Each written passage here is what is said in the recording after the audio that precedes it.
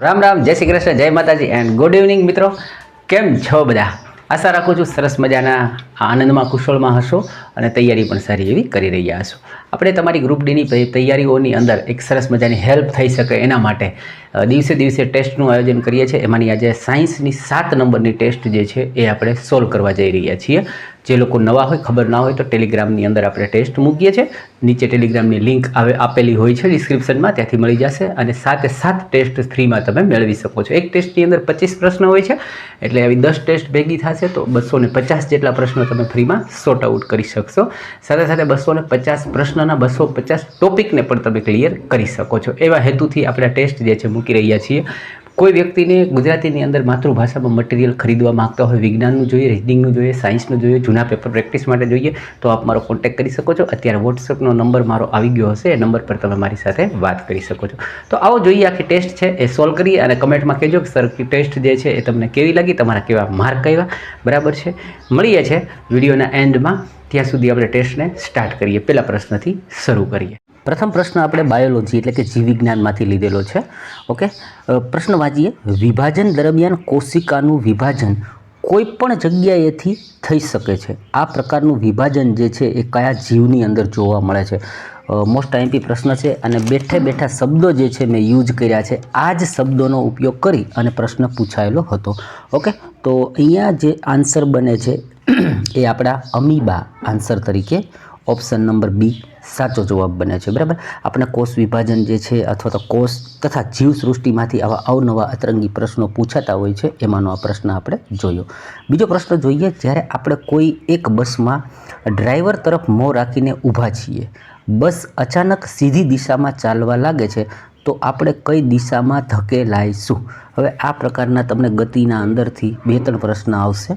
એક આ બસનો જે મેં કીધો છે, એક આ પ્રશ્ન બને છે, એક તમને લિફ્ટનો પ્રશ્ન જોવા મળશે. કોઈકને આવી જશે કે ભાઈ જ્યારે લિફ્ટ છે એ જતી હોય અને ઓચિંતાની ઊભી રહી ત્યારે તમારા શરીરમાં શું ફેરફાર થાય છે, તો તમને કઈ બાજુ ધક્કો લાગે છે. આ બધા પ્રશ્ન જે છે એ ગતિના પ્રથમ નિયમ એટલે કે જડત્વના નિયમના આધારે આવી ઘટનાઓ બનતી હોય છે. ઓકે, તો આ જે પ્રશ્ન છે એમાં શું થાય છે કે તમે કઈ બાજુ ધક્કો લાગે છે એ તમને આઈડિયા આવી જવો જોઈએ. તમે પાછળ તરફ ધક્કો લાગે છે, આગળ તરફ ધક્કો લાગે છે, જમણી બાજુ લાગે છે કે ડાબી બાજુ, તો તમને શું લાગે છે તમારો ધક્કો કઈ બાજુ લાગતો હશે? ત્યારે આપણે સામાન્ય રીતે પાછળ તરફ ધકેલાતા હોઈએ છીએ.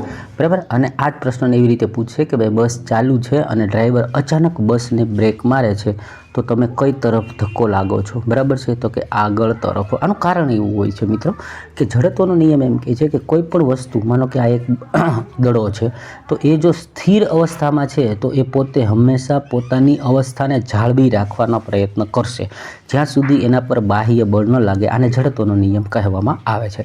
હવે તમે સપોઝ બસની અંદર બેઠા છો, બસ છે એ ગતિમાં છે, એટલે તમારું બોડી છે એ પણ આ ટાઈપની એક ગતિ કરી રહ્યું છે. ઓકે, અચાનક બ્રેક મારે તો તમે તો આમ ગતિમાં હતા અને બ્રેક મારવામાં આવશે તો તમે શું થશે કે તમારી ગતિ જે હતી, ઓકે, બોડી આ ટાઈપ જતું હતું અને તમને ધક્કો લાગે છે, એટલે તમારા બોડીની અંદર એક પ્રકારના ચેન્જીસ કે મૂવમેન્ટ જે છે એ આવવા લાગે છે. એટલે એક પ્રશ્ન એ બનશે. બીજો પ્રશ્ન જે અત્યારે આપણે જોયો એ પ્રશ્ન બનશે. ત્રીજા પ્રશ્નમાં જઈએ. ત્યારબાદ પ્રશ્ન આપણા હોર્મોન્સમાંથી જોઈએ કે જ્યારે શરીરમાં ગ્રોથ હોર્મોનનું સ્તર ઘટે છે ત્યારે કોણ તેને વધારવાનું કાર્ય કરીને પિટ્યુટરી ગ્રંથિને સક્રિય કરીને ગ્રોથ હોર્મોનનું સ્તર વધારે છે? તો આપણા શરીરની અંદર જે હોર્મોન્સ આવેલા છે એને રિલીઝ કરવા માટે કોઈને કોઈ ગ્રંથિઓ જેને આપણે ગ્લેન્ડ તરીકે કહીએ છીએ, બરાબર છે, એમાંનો પ્રશ્ન છે. અને આ જે કાર્ય છે હાઇપોથેલેમસ નામની જે ગ્રંથિ છે એના દ્વારા થતું હોય છે. હવે જો મેં ગ્લેન્ડ માટે એક સરસ મજાનો વિડીયો મૂકેલો છે. તમામ ગ્રંથિ અને હોર્મોન્સના કાર્ય એની અંદર સરસ મજાના આવી જાય છે. આપ લખશો યુટ્યુબની અંદર કે એમાં લખવાનું ગ્લેન્ડ, બરાબર છે, ગ્લેન્ડ લખજો, આગળ લખજો human gland. Okay, human gland by officer Gujarati, એટલે તમને આખો લેક્ચર જોવા મળી જશે. ત્યારબાદ પ્રશ્ન નંબર 4 જોઈએ. સરસ મજાનો પ્રશ્ન છે. આ રીતનો પ્રશ્ન જોવા મળે છે કે બાષ્પીભવનની ક્રિયામાં પદાર્થની પોતાના ક્ષેત્રફળનો શું પ્રભાવ પડે છે? સરસ મજાનો પ્રશ્ન છે કે ભાઈ જ્યારે બાષ્પીભવન થાય તો આપેલા ઓપ્શનમાંથી, બરાબર છે, એના ક્ષેત્રફળની શું અસર જોવા મળે છે? તો પહેલાં નીચેથી વાંચીએ. બાષ્પીભવન પ્રક્રિયામાં ક્ષેત્રફળનો કોઈ પ્રભાવ પડતો નથી, તો કે ખોટી વાત છે. ક્ષેત્રફળમાં ઘટાડો કરવાથી બાષ્પીભવન પ્રક્રિયા વધે છે, એ પણ રોંગ વાત છે. ક્ષેત્રફળમાં વધારો કરવાથી બાષ્પીભવન પ્રક્રિયા ઘટે છે, એ પણ ખોટી વાત છે. અને સાચું ઓપ્શન જે છે પહેલું છે કે ક્ષેત્રફળમાં વધારો કરવાથી બાષ્પીભવન પ્રક્રિયા વધે છે. એક એક્ઝામ્પલ સાથે સમજીએ કે તમે તમારા ઘરની અંદર માનો કે કોઈ પણ એક કપડું જોયું છે, એને તમે આ રીતે સૂકવો છો. ઓકે, હવે એ કપડાને તમે આવી રીતે ભેગું સૂકવી દીધું એને ખોલ્યા વગર, એટલે કે એનું ક્ષેત્રફળ અત્યારે આટલું છે. હવે એ જ વસ્તુને તમે આખી ચાદર છે એવું માનીએ, એ ચાદરને આટલી બધી આમ ખોલાવી નાખો એટલે એનું ક્ષેત્રફળ વધારી દો, પછી તડકામાં સૂકવો તો પહેલાં આ સુકાશે કે પહેલાં આ? તો તમે કહેશો કે સાહેબ આખી ચાદર ખોલેલી છે એ પહેલું સુકાશે. એટલા માટે જ કીધું કે ક્ષેત્રફળમાં વધારો કરવાથી બાષ્પીભવન પ્રક્રિયા જે છે એ વધે છે. ત્યારબાદ પ્રશ્ન નંબર 5 જોઈએ. અધાત્વિક તત્વ બ્રોમિન જે છે એની ભૌતિક અવસ્થા શું હોય છે? બેઠો પ્રશ્ન પૂછાયેલો હતો. તો તમને ખ્યાલ છે કે ભાઈ ધાતુની અંદર એક એવી ધાતુ છે કે જે પ્રવાહી સ્વરૂપે હોય, એને પારો બોલીએ છીએ. તો એવી જ રીતે અધાત્વિક, બરાબર, અધાતુમાંથી પ્રશ્ન પૂછેલો છે કે એવી એક ધાતુ છે જેને કહેવામાં આવે છે બ્રોમિન. ઓકે, તો બ્રોમિન જે છે એની અવસ્થા કેવી? દ્રવ્ય અવસ્થા, બરાબર, એ પ્રવાહી અથવા તો દ્રવ્ય સ્વરૂપે જોવા મળે છે અને લાલ કલરની હોય છે. મિત્રો, વિડીયો જે છે એને સપોર્ટ માટે લાઇક અચૂકથી કરજો. અત્યારે જ બાજુમાં એક લાઇક કરવાનું કરી દો ને, પાછળથી ભૂલી જઈએ છીએ આપણે. પ્રશ્ન નંબર 6 જોઈએ કે ઇલેક્ટ્રોન એ નાભિકની પરિક્રમા કરે છે આવું મોડેલ આપનાર તથા તેવું સાબિતી સાથે રજૂ કરનાર વૈજ્ઞાનિકનું નામ જે છે એ આપણને આના અંદર પૂછવામાં આવેલું. તો હવે એટમ જે છે એટલે કે ભાઈ આપણે વાત કરીએ અણુ અને પરમાણુઓની, બરાબર છે. પહેલાં એમ કીધું કે ભાઈ અણુ છે એ સૌથી નાનો છે. ત્યારબાદ ઘણા બધા વૈજ્ઞાનિકો એવા એણે કીધું કે ભાઈ અણુ સૌથી નાનો નથી, એ નાના પરમાણુઓથી બનેલો છે અને એના અંદર ઇલેક્ટ્રોન આવેલા છે, પ્રોટોન આવેલું છે અને નાભીની અંદર ન્યુટ્રોન જે છે એ આવેલું હોય છે. ઓકે, પણ આવું સાબિતી સાથે રજૂ કરવું હોય એવું મોડલ આપનાર કોણ? તો એનું નામ છે નીલ્સ બોહર. શું નામ છે? Niels Bohr. એને આપણે યાદ રાખીશું. ત્યારબાદ 7 નંબરનો પ્રશ્ન જોઈએ. નીચેનામાંથી કોણ અથવા તો કયું જળ તથા જળમાં ભળેલા ખનિજોના શોષણ તથા મૂળ દ્વારા પાંદડાઓને પોષણ આપે છે? સરસ મજાનો પ્રશ્ન આવ્યો, બરાબર છે. પોષણ નામનું આપણું ચેપ્ટર છે અને એની અંદર પાછા માનવ પોષણ હોય છે અને વનસ્પતિ પોષણ બંનેની વાત કરે છે. એમાંથી પ્રશ્ન લીધો છે તો એક બાષ્પોત્સર્જન. ઓકે, આ જે ઓપ્શન છે એના દ્વારા આપેલી આખી પ્રક્રિયા કે ભાઈ જળમાં ભળેલા ખનિજોના શોષણનું તથા મૂળ દ્વારા પાંદડાઓને પોષણ આપવાનું જે કાર્ય કરે છે એને કહેવામાં આવે છે બાષ્પોત્સર્જનની પ્રક્રિયા. ત્યારબાદ પ્રશ્ન નંબર 8 જોઈએ કે નાના આંતરડામાં આવેલા, જેને વિલી શબ્દ આ લોકો વાપરે છે, એટલે મેં સેમ શબ્દ યુઝ કર્યો જેથી કરીને પરીક્ષામાં આવે તો આપણને નવું ના લાગે. અંકુર જેવા આવેલા ભાગનું જે કાર્ય છે એ શું હોય છે? ઓકે, તો એનું કાર્ય છે પહેલાં તો એ જોઈ લઈએ. શોષણની ક્રિયામાં અથવા તો શોષણ ક્રિયાનું ક્ષેત્ર વધારે છે. ઓકે, હવે આપણા આંતરડાઓ જે છે આપણે વાત કરીએ કે ભાઈ આ આપણું નાનું આંતરડું છે. ઓકે, એનું મુખ્ય કાર્ય શું છે ખબર? કે આપણે ખાધેલા આ ખોરાક જે છે ને એની અંદરથી શક્ય એટલા ખનિજો પોષણો જે છે એનું શોષણ કરી લેવું અને ત્યારબાદ જે કંઈ કચરો વધે છે એ મોટા આંતર સુધી જવા દેવું. આ એનું મેઇન કાર્ય છે. એના માટે જવાબદાર કોણ છે? તો કે ભાઈ આ લીલી નામ અંકુર જેવા નાના આવા એના અંદર આવેલા ભાગો છે એનું આ મુખ્ય કાર્ય છે. ત્યારબાદ જોઈએ પ્રશ્ન નંબર 9ની વાત કરીએ. નીચેમાંથી કઈ ધાતુ માત્ર બાષ્પ સાથે જ પ્રક્રિયા કરે છે? હવે આ પ્રશ્નને જોતાં પહેલાં તમને હું એક થોડુંક વાત કરી દઉં કે આ લોકો છે ને તમને 3-4 પેટર્નના પ્રશ્ન પૂછશે જેને અહીંયા આપણે સમજી લઈએ. એક તો એવું પૂછશે કઈ ધાતુ એવી છે કે જે માત્ર ને માત્ર ગરમ વસ્તુ અથવા તો ગરમ પાણી સાથે જ પ્રોસેસ કરે, ક્રિયા કરે. અમુક એવા છે કે જે માત્ર ને માત્ર બાષ્પની સાથે જ પ્રક્રિયા કરે. અમુક એવા છે કે જે ઠંડા પાણી સાથે જ. એટલે આપણે 3ને જોઈ લઈએ જેથી કરીને આપણને કોઈ પણ ક્વેશ્ચન્સ આવે તો આપણે કરી શકીએ. હાલ અહીંયા કીધું છે બાષ્પની સાથે. ઓકે, તો એનો આન્સર જે છે એ અત્યારે તો એલ્યુમિનિયમ થાય છે. એલ્યુમિનિયમ અને ઝીંક બે એવા છે કે જે બાષ્પની સાથે પ્રક્રિયા કરી અને ઓક્સિડેશન જેવું કાર્ય કરે છે. ત્યારબાદ વાત કરીએ Na એટલે કે સોડિયમ, જે 11 નંબરનું તત્વ છે એ પણ યાદ રાખજો, ઘણીવાર પૂછી લે છે. તો એ સોડિયમ જે છે ને એ હંમેશા ઠંડા પાણી સાથે જ પ્રક્રિયા કરતું હોય છે. ત્યારબાદ વાત કરીએ Ca એટલે કે કેલ્શિયમ. ત્યારબાદ વાત કરીએ Mg એટલે કે મેગ્નેશિયમ. આ બંને તત્વો એવા છે કે જે ગરમ પાણી સાથે જ પ્રોસેસ કરતા હોય છે. ઓકે, ત્યારબાદ વાત કરીએ એવું કોણ છે જે સંકોચન અને ખુલ્લું આ બે પ્રક્રિયા કરે છે, જેને લીધે તે પોતે સ્થાનાંતર કે ગતિ કરી શકે છે? માનવ શરીરનો પેશીમાંથી પ્રશ્ન લીધો છે, સરસ મજાનો. આનું પહેલાં તો આન્સર કહી દો કે પેશી. આપણા શરીરની અંદર પેશીઓ જે છે, બરાબર છે, એ સંકોચન કરવું અને ખુલવું આ બે પ્રક્રિયા કરી અને એના હિસાબે એ મૂવમેન્ટ કરે છે, બરાબર છે. એ પોતાના એકને એક ચોક્કસ જગ્યાએથી આગળ પાછળ જાય છે, એટલે કે ગતિ કરે છે, કે સ્થાનાંતર કરે છે. ત્યારબાદ પ્રશ્ન આવ્યો 11 નંબરનો. 11 નંબરનો પ્રશ્ન વાંચીએ. આપણને શું કહે છે? તો કે બહિર્ગોળ અરીસા અને અંતર્ગોળ અરીસાના ફોકસ હંમેશા કયા સ્વરૂપે અથવા તો ક્યાં હોય છે? તો બે અરીસાની વાત કરી છે. આ એક થિયરી છે જેને આપણે સમજી લઈએ, જેથી કરીને પરીક્ષામાં આના દાખલા આવે ને તો પણ તમે કરી શકો છો. ઓકે, તો જો બહિર્ગોળ અરીસો જે છે ને એનું ફોકસ હંમેશા ધનાત્મક હોય છે, એ આપણને ખબર હોવી જોઈએ.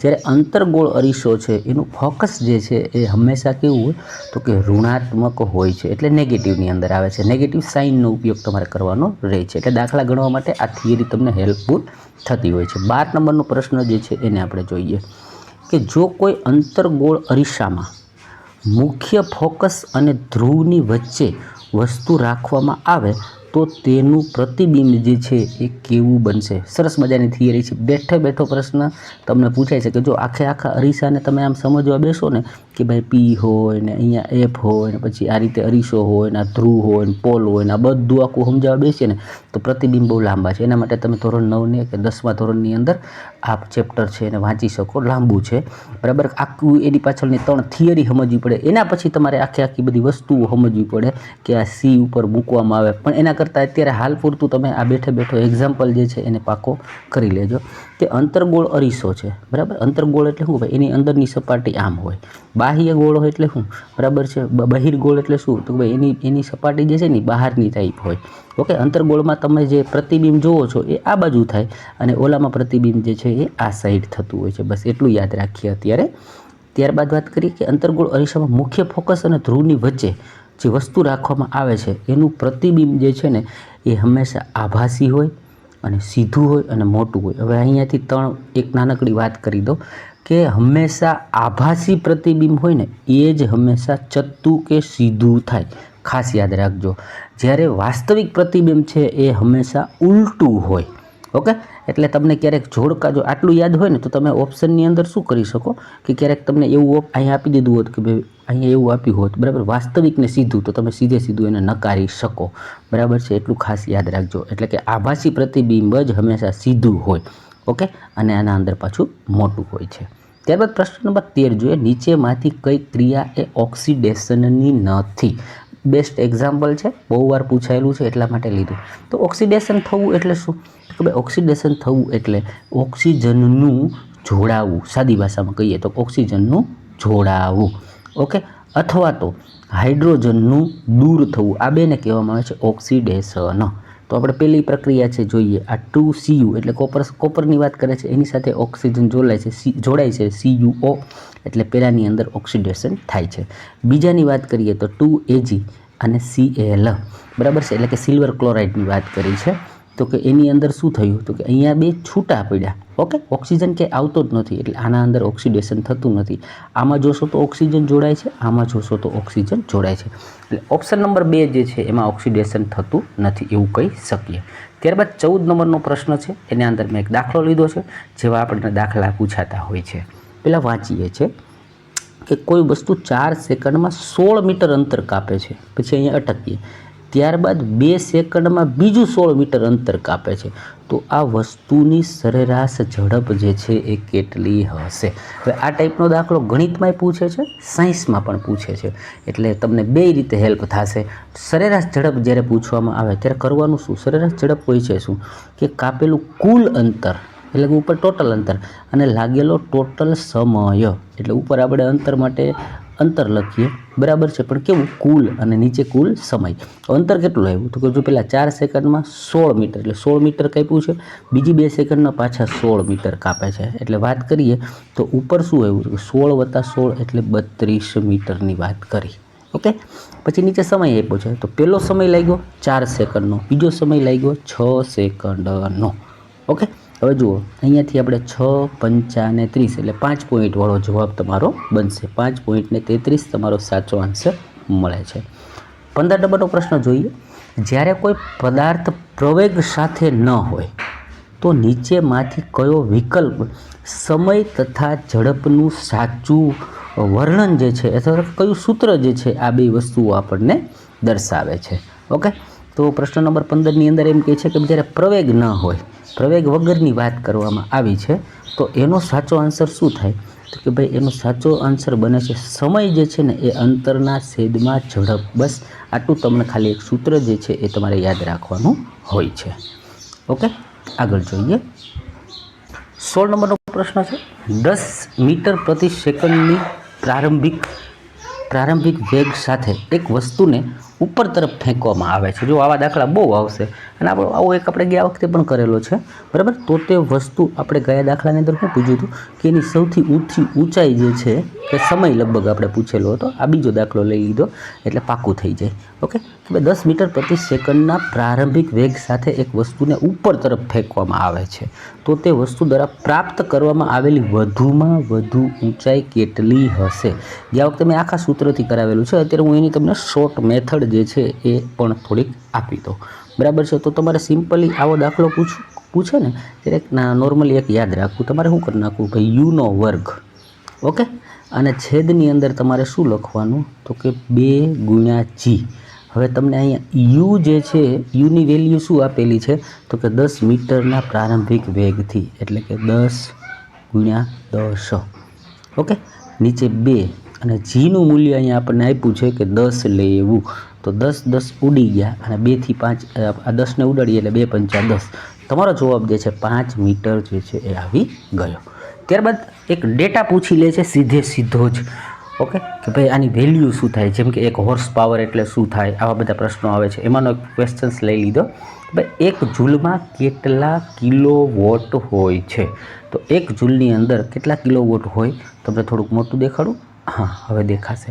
તો પહેલું ઓપ્શન જે છે એ તમારો સાચો આન્સર બને છે કે 3.6 10ની 6 ઘાત. હવે આને છે ને અમારા બેટા થોડુંક ફેરવીને પૂછે છે ભાઈ, એટલે તમે જોઈ લેજો. આને શું કરે ખબર છે? એ 3.6 એને ગુણ્યા 10ની 6 ઘાત છે.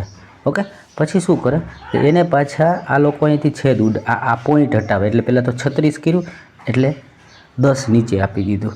ઓકે, પછી શું કરશે તો કે ભાઈ હજી એને ગુણાકારમાં 10 આપે અને ઉપરે પાછા 10 આપે. આવું બધું લોજિક હકાવીને પણ કરે તો પછી શું કરશે કે આ 10 ઉડી ગયા. ઓકે, આ 10થી હજી એક ઉડાડીએ તો 36 ગુણ્યા 10 થી 5 ઘાત થઈ જાય. એવું પણ કરીને તમને પ્રશ્ન ચેન્જીસ કરીને પૂછે તો પણ તમે કરી દેજો, યાદ રાખજો આને. ત્યારબાદ સરસ મજાનો લોજિકવાળો પ્રશ્ન પૂછી લીધો 18 નંબરમાં કે નીચેના વિકલ્પોમાંથી કયું વિકલ્પ 1 ઓહમને સમાન દર્શાવે છે? હવે આપણને 1 ઓહમ એટલે આમાંથી કયા સૂત્રને બરાબર થઈ જાય એ તમને આના અંદરથી પૂછવામાં આવ્યું છે. ઓકે, તો 1 ઓહમ જે છે, ઓહમ એટલે કે રજિસ્ટર. ઓકે, તો એને કીધું 1 વોલ્ટેજ અને V એટલે વોલ્ટેજ અને A એટલે એમ્પિયરની રીતે તમારે દર્શાવવાનું હોય છે. તો જો સામાન્ય રીતે સૂત્ર શું છે કે ઓહમનો નિયમ, તો કે ઓહમનો નિયમ જે છે એ કંઈક એવો છે, હું અહીંયા તમને દર્શાવું. ઓહમનો નિયમ શું કહે છે તો કે ભાઈ કરંટ જે છે, ઓકે, એ વોલ્ટેજના સમપ્રમાણમાં છે અને રજિસ્ટરના વ્યસ્ત પ્રમાણમાં છે. તો હવે આમાં રજિસ્ટરની વાત કરીએ એટલે આ આરને હું અહીંયા લઈ લઉં અને આઈ છે એને નીચે જવા દઉં, એટલે વીના છેદમાં આઈ એવું એના બરાબર શું થયું તો કે આર. હવે આપણને પૂછ્યું છે 1 રજિસ્ટર બરાબર 1 ઓહમ બરાબર કેટલું થાય? તો કે આને હું 1થી ગુણી નાખું, આને 1થી ગુણી નાખું, આને 1થી ગુણી નાખું, તો કે હવે તમને ખબર પડી કે 1 ઓહમ બરાબર શું થાય તો કે 1 વોલ્ટેજના છેદમાં 1 આઈ. તો એવું ઓપ્શન જે છે એ આપણને જે જોવા મળતું હોય, બરાબર, 1 વોલ્ટેજના છેદમાં 1 એમ્પિયર, આઈ એટલે કે એમ્પિયર. તો અહીંયા સાચો આન્સર જે છે આપણને મળે છે. એ રીતે આપણે આનો આન્સર કરી શકીએ છીએ. કદાચ કંઈ સમજવામાં ભૂલ ન થઈ હોય તો, બરાબર છે. આશા રાખું છું કે આપ સમજી ગયા છો. ત્યારબાદ પ્રશ્ન નંબર 19 જોઈએ કે ભાઈ એમ કહે છે કોલાઇડ, જેને આપણે દેશી ભાષામાં કલીલ દ્રાવણ કહીએ છીએ, કલીલના કણો દ્વારા પ્રકાશનું કિરણ પુંજમાં શું ઉત્પન્ન થાય છે? આ આખી થિયરી છે ભાઈ, યાદ રાખજો. અને ટિન્ડલ ઇફેક્ટ કહેવામાં આવે છે. હવે ટિન્ડલ ઇફેક્ટ હોતી ક્યાં હે? તો તમે જોયું હશે, માનો કે હું એમ કહું કે આ એક ઓરડો છે. હવે ઓરડામાં અહીંયા એક નાનકડું આપણે એક હોલ પાડી દઈએ તો ત્યાંથી સૂર્યપ્રકાશના કિરણો આ રીતે ફેલાય. ઓકે, આ રીતે જે સૂર્યપ્રકાશના કિરણો એમાંથી એક આમ પ્રકાશનું આવી રીતે ફેલાવો થાય તો એમાં તમે જુઓ નાના નાના નાના નાના રજકણો તમને જોવા મળે. ઓકે, તો એ હવામાનની અંદર આ જે રજકણો દેખાય છે એ જે આમ જોવા માટે એમ ના સમજાય તો તમને એમ કહું કે ભાઈ માનો કે આ એક ટોર્ચ છે. ઓકે, આ ટોર્ચ છે. ટોર્ચમાંથી આ રીતના આપણે આમ સેવડો પાડીએ તો એના અંદર આપણને જે કંઈ આમ રજકણો દેખાતા હોય તો આ જે છે એને ટિન્ડલ ઇફેક્ટ આ લોકો બોલે છે. ઓકે, આશા રાખું છું સમજી ગયા. ટિન્ડલ ઇફેક્ટ જે છે બરાબર છે, એક આ કલીલ જે છે અથવા તો કોલાઇડનો જ એક પ્રભાવ છે. અને બે પ્રકારના મિશ્રણ હોય છે. ઓકે, એક આપણે જોયું હતું ને સમાંગ મિશ્રણ અને વિષમાંગ, એમાંનું આ વિષમાંગ મિશ્રણ છે એ પણ યાદ રાખજો. 20 નંબરનો પ્રશ્ન જોઈએ કે ઓક્સિજન અને ફોસ્ફરસની એટોમિસિટી એટલે કે આણ્વિક બંધ જે છે એ કેવું હોય છે? કેવા એમ માગે છે? આપણે ઓક્સિજનને ખબર આવી રીતે લખીએ O2, ક્યારેક ખાલી ઓથી નથી દર્શાવાતા, બરાબર? એટલે કે આ તો એક તો દ્વિપરમાણીય થઈ ગયું, બરાબર. અને ફોસ્ફરસ છે ને એ 4 સાથે લખવામાં આવે છે. ઓકે, એટલે દ્વિપરમાણીય અને 4 પરમાણુ, આ એનો રાઈટ આન્સર બને છે. 21 નંબરનો પ્રશ્ન જોઈએ, નીચેનામાંથી કોણ કે કયું ભોજનમાં કાર્બન ડાયોક્સાઇડ અને નાઇટ્રોજન યુક્ત અવશિષ્ટને ઘોળ સ્વરૂપે અથવા તો એક લિક્વિડ સ્વરૂપે લઈ જાય, ઘોળેલા સ્વરૂપે લઈ જાય? તો એ આપણા બોડીની અંદર હોય છે લોહીમાં પ્લાઝમા તરીકે જે આપણે ઓળખીએ છીએ. કદાચ તમારા માટે શબ્દ નવો હોય, કોઈ નર્સિંગના સ્ટાફ હોય કે કોઈ હોસ્પિટલનો હોય ને એને વાત કરજો કે પ્લાઝમા એટલે મારા લોહીનું પ્લાઝમા જોવું કેવું હોય, એટલે એ તમને બતાવી શકશે. આગળ જોઈએ. 22 નંબરનો પ્રશ્ન એમ કહે છે કે ભાઈ 3 ઓહમ, 4 ઓહમ અને 6 ઓહમના અવરોધનો મતલબ રજિસ્ટરને દેશી ભાષામાં પ્રતિરોધ પણ કહે છે, એને સર્કિટમાં કેવી રીતે જોડવામાં આવે કે તેનો કુલ અવરોધ જે છે ને એ 13 ઓહમ થાય? તો હવે બે પ્રકારના આપણે જોડાતા હોય છે, બરાબર. એક સમાંતર એટલે કે પેરેલલમાં જોડે ને ત્યારે શું હોય કે ભાઈ 1/r એના બરાબર શું હોય? 1/r1 વત્તા 1/r2 વત્તા 1/r3. ઓકે, આ રીતે આપણે કરતા હોઈએ છીએ. તો એમાં શું થશે કે ભાઈ આપણે બધાનો લસા લઈને આમ કરીએ, એના બદલે અહીંયા તો સીધું જોડી જ દીધું છે ને, 4 ને 3 હાથ, 7 ને 6 તો કે 13. એનો મતલબ છે કે બધાને સમાંતર નહીં પણ કેવા શ્રેણીમાં જોડ્યા છે, એટલે કે R1 વત્તા R2 વત્તા R3, એટલે કે એને શ્રેણીમાં જોડવામાં આવેલા છે. ઓપ્શન નંબર 2 જે છે એ તમારો રાઈટ આન્સર બને છે. 23 નંબરનો પ્રશ્ન જોઈએ કે કોઈ એક વ્યક્તિ 10 સેકન્ડની અંદર 50 જૂલ જેટલું કાર્ય કરે તો તેની શક્તિ જે છે, શક્તિનો મીન્સ થાય કે પાવર, બરાબર. શક્તિ કે પાવર જે છે એ કેવી રીતે મપાય? તો કે વોટમાં મપાય. કેવી રીતે મપાય? તો કે ભાઈ કરેલું કાર્ય અને લાગેલો સમય. ઓકે, તો ઉપર આપણે એમ કહીએ કે વર્ક અને નીચે ટાઈમ, વર્ક અપોન ટાઈમ. તો એણે 50 જૂલ જેટલું કાર્ય કર્યું. કેટલું કાર્ય કર્યું? 50 જૂલ કર્યું ને એના માટે સમય લીધો 10 સેકન્ડ. ઓકે, એટલે જૂલ અપોન સેકન્ડ એને કહેવાય વોટ. એટલે વોટમાં જવાબ આવે 0 0 ઉડી જાય, 5 વોટ તમારો જવાબ બનશે. 24 નંબરનો પ્રશ્ન જોઈએ, નીચેનામાંથી કઈ ઘટના વાયુમંડળની રિફ્રેક્શન, આપણે આ વસ્તુ જોઈ લીધી છે, મેં રિવિઝન થાય ને તમને યાદ આવે એટલા માટે જ મેં આ પ્રશ્ન લીધો છે. તો આ પ્રશ્નનો આન્સર હું એવું ચાહીશ કે તમે આનો જવાબ એવું કોમેન્ટમાં લખજો કે ક્વેશ્ચન નંબર 24. ઓકે, અને એનો રાઈટ આન્સર જે છે A કે B કે C કે D, આ તમારા પર છોડું છું, કારણ કે મેં રિપીટ આ પ્રશ્ન કર્યો છે અને મેં દરેક વસ્તુને સમજાવી છે. આટલી કોમેન્ટ તો અચૂક કરવી જ પડશે. ત્યારબાદ જોઈએ પ્રશ્ન આગળનો, એક સમાન ચુંબકીય ક્ષેત્રને કેવી રીતે દર્શાવી શકાય? ઓકે, હવે ચુંબકત્વનું આખું આપણું ચેપ્ટર આવે છે, એમાંથી પ્રશ્ન પૂછ્યો કે ભાઈ સમાન ચુંબકીય ક્ષેત્ર એટલે કે જેનું ચુંબકીય ક્ષેત્ર જે છે ને, માનો કે ભાઈ આ ચુંબક છે, એનું એ જે આકર્ષણ કરતું હોય ચુંબકનું ક્ષેત્ર જે છે એ આ રીતે થતું હોય, એવા બેયના સમાન ચુંબક છે, એટલે કે બેયનું આકર્ષણનું ક્ષેત્ર છે એ સમાન છે. તો એને કેવી રીતે તમે દર્શાવી શકો. તો ચુંબકત્વનું આખું ચેપ્ટર છે એના અંદર એ એવું કહેવા માગે છે થિયરી કે સમાંતર અને સમાન દૂરી અને સીધી રેખામાં તમે આવા ચુંબકોને દર્શાવી શકો છો. ઓકે મિત્રો, તો 25 ક્વેશ્ચન્સની ટેસ્ટ અહીંયા આપણી પૂરી થાય છે. તમને કેવું ટેસ્ટ લાગી એ અચૂકથી મને આન્સર કરજો.